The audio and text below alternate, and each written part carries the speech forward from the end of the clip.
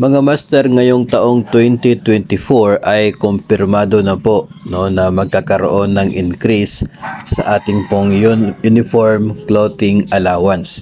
Ito po ay makikita dito mismo sa General Provisions ng 2024 GAA or General Appropriations Act.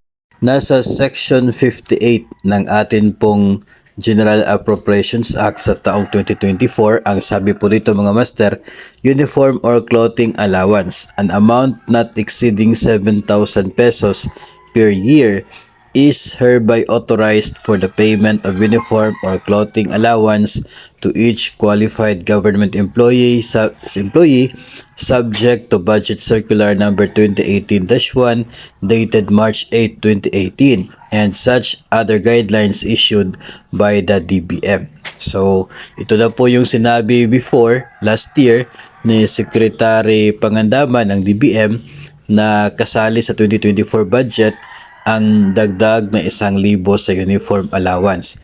At dahil aprobado na yung budget para sa taong 2024, kaya ngayong taon mismo, hindi na po 6,000 kundi 7,000 na ang matatanggap na uniform clothing allowance ng mga eligible civilian personnel ng gobyerno. Base pa rin po sa qualifications na nakapaloob sa Budget Circular number 2018-1 at iba pa mga guidelines issued by DBM.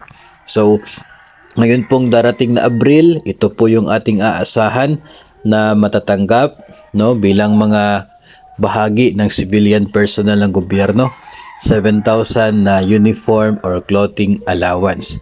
Ito po ay part na ng 2024 budget at ito po ay talagang nakalaan.